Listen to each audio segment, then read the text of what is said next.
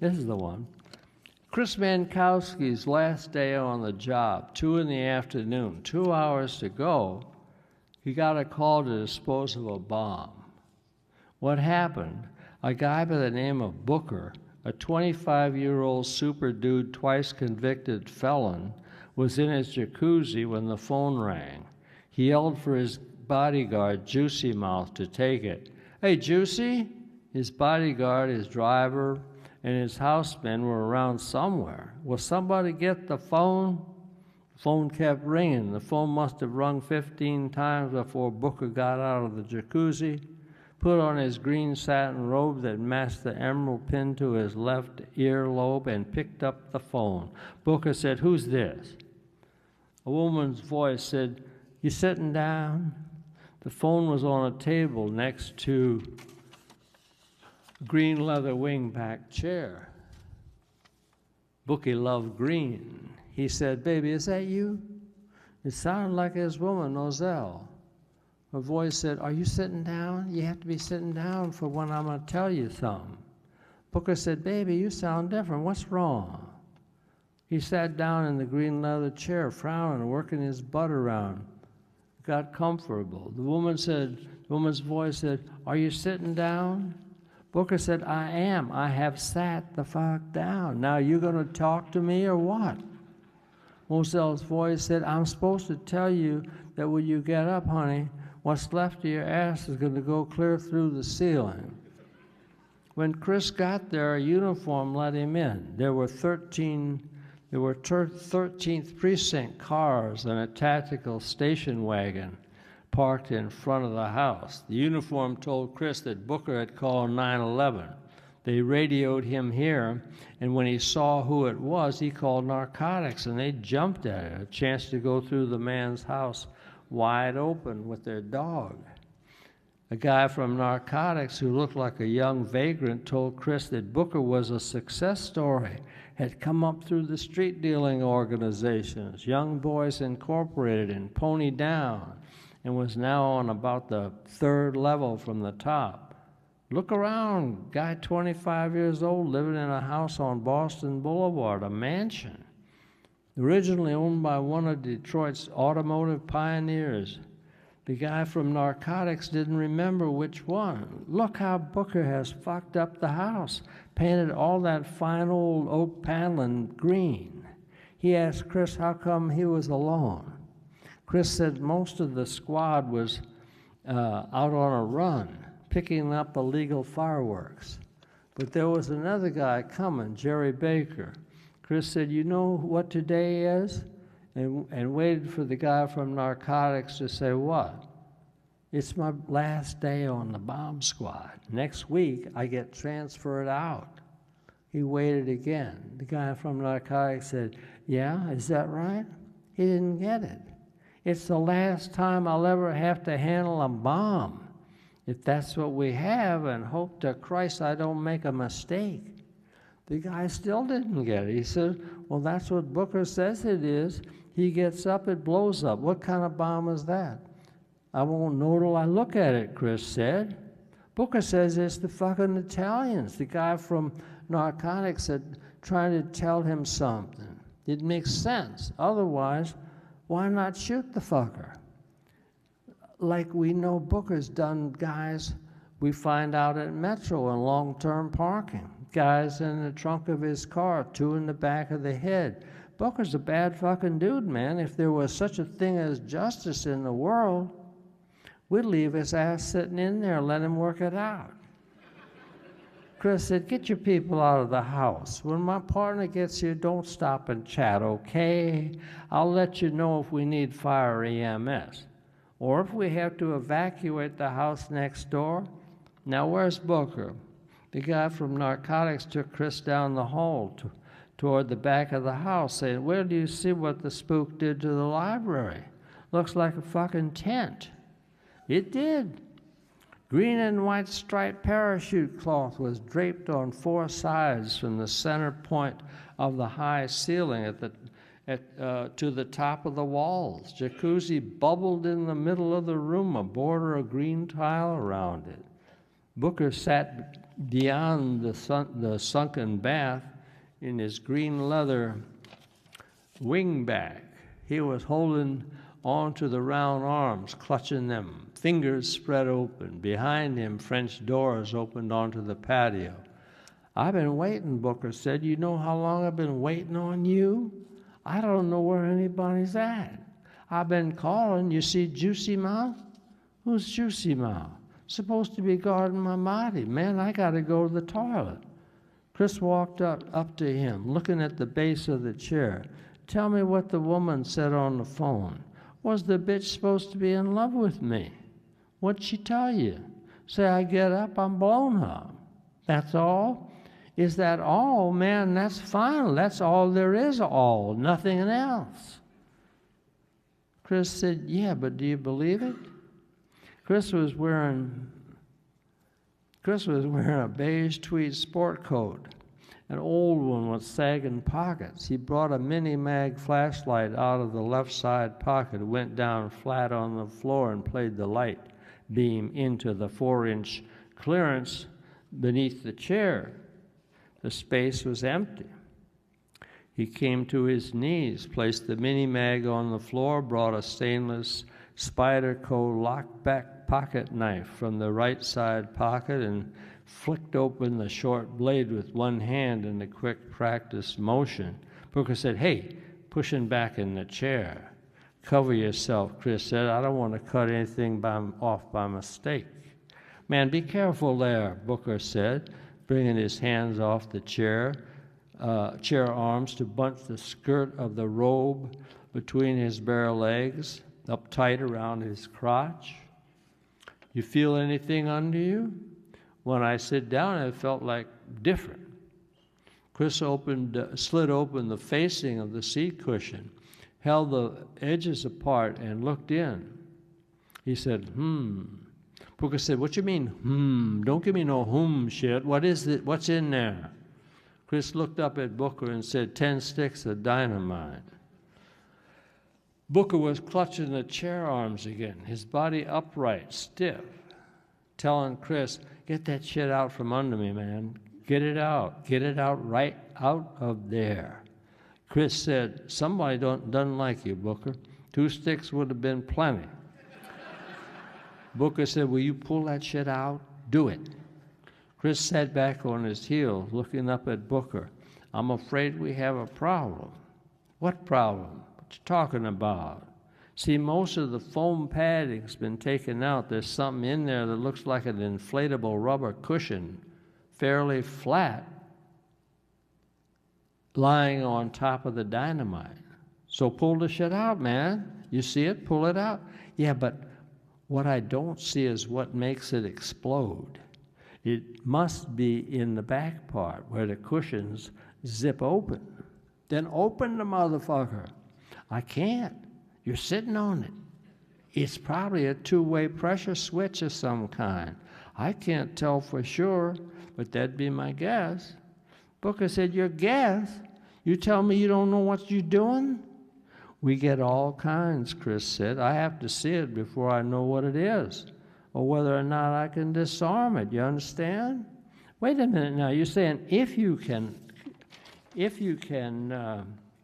take it apart, and the only way to get to it," Chris said, "is to cut through the back of the chair." "Then cut it. Cut it. I don't give a shit about the chair. You run into the frame, all that heavy wood and springs." Chris paused. He said, "I don't know," shaking his head. Booker said, "Look, motherfucker, you get this shit out from under me. You cut, you do what you have to do, you get it out." "On the other hand," Chris said, "it might not be a bomb at all, just a dynamite in there, to scare you, keep you in line. I mean, is there a reason anybody wants to take you out?" Booker said, "You mean just like the shit, but no way to blow it?" "Yeah. Like they're telling me, look what could happen? Maybe. Say I could go up say I could just go up was all bullshit, what they made to say to me on the phone, what they made to say to me on the phone.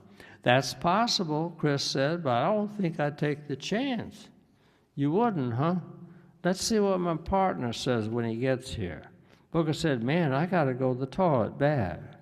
Chris watched Jerry Baker taking in the size of the house as he came up the walk, away from the uniforms and the blue Detroit police radio cars blocking both sides of the boulevard. It was Jerry's day off.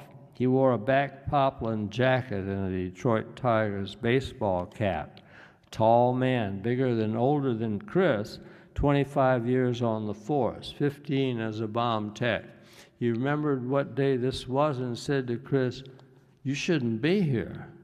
Standing inside the doorway, Chris told him about the green leather chair Booker was sitting in. And Jerry said it again, looking at his watch. No, you shouldn't be here. 40 minutes, you'll be through. He looked outside at the guy from narcotics waiting on the porch, waving him over and told him to call for fire and EMS and get everybody away from the house. The guy from narcotics said, can't you handle this one? Jerry said, you'll hear if we can't. Walking down the hall to the jacuzzi room, he said to Chris, if we save this asshole's life, you think he'll appreciate it? Chris said, you mean will he say thank you? Wait till you meet him. They entered the room, Jerry gazing up at the green and white tinting. And Booker said, finally, you motherfuckers decide you're going to do something? Chris and Jerry took time to look at each other. They didn't say anything. Jerry got down to inspect the sliced open seat cushion between Booker's muscular legs and said, Booker said, another one goes, I'm sitting here on high explosives. The motherfucker goes, Jerry stood up, looking at Chris again. Well, he's cool. That's a good thing. Chris said, yeah, he's cool. As Jerry walked around to the back of the green leather chair, Booker, sitting upright, raised his head. Hey, I got to go to the toilet, man, bad. Jerry reached over the back to put his hand on Booker's shoulder. You better wait. I don't think you can make it. I'll tell you what I have to make. I mean it. Jerry said over Booker to Chris, the boy looks fast. Used to run from the narcs in his pony joggers. One of them ponied down delivery boys, Chris said. Yeah, I imagine he's fast. Booker was still upright with his head raised. Wait now, what are you saying here if I'm fast? Bet to it, man, I'm fast. Chris said, you don't want to get the idea you can dive out of your chair into your little swimming pool and make it. Booker said, in a jacuzzi, I get in there and be safe? I doubt it, Chris said, if what you're sitting on there, if it's wired, it's not one of your friends being funny. Jerry said, or if it's not a dud. Booker said, yeah, what? Chris said, if it's a practical joke, or some kind of warning, then there's nothing to worry about. But if it's wired, you raise up and it goes. I couldn't get in the jacuzzi quick enough, huh? I doubt it. His feet might stay on the floor, Jerry said, remaining in the house. Chris agreed, yeah, but his ass would be sailing over Ohio.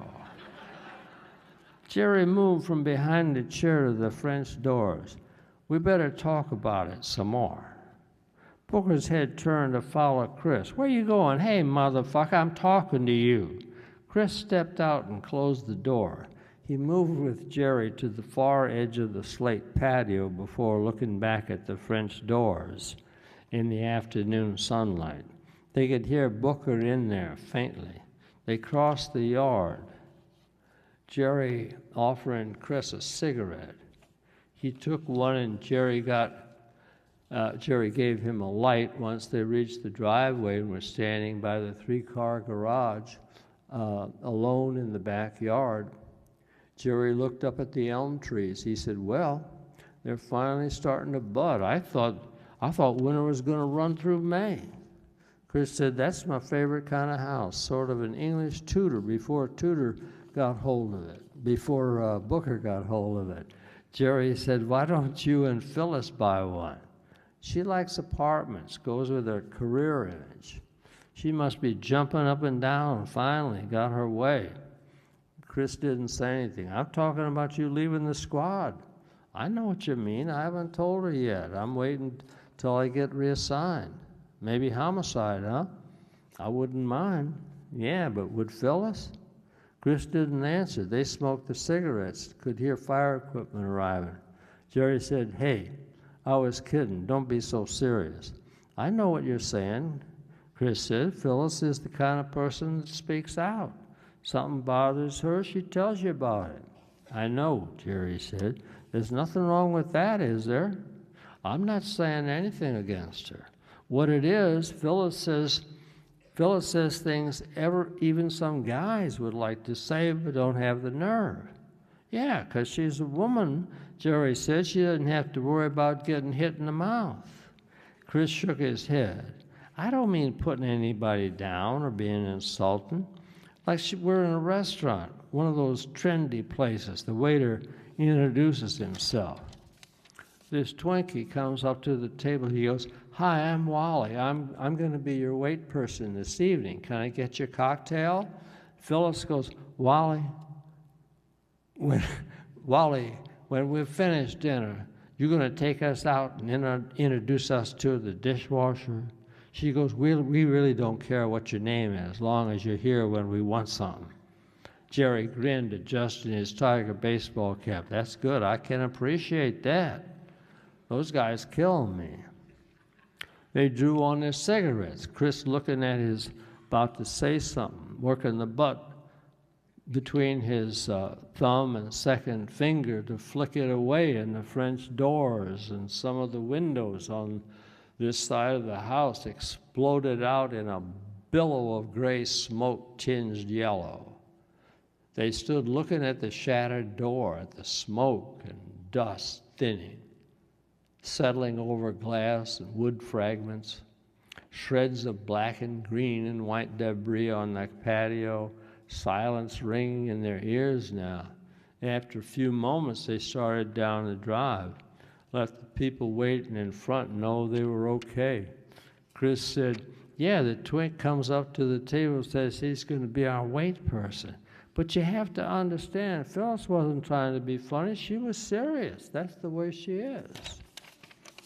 And that's the way they are.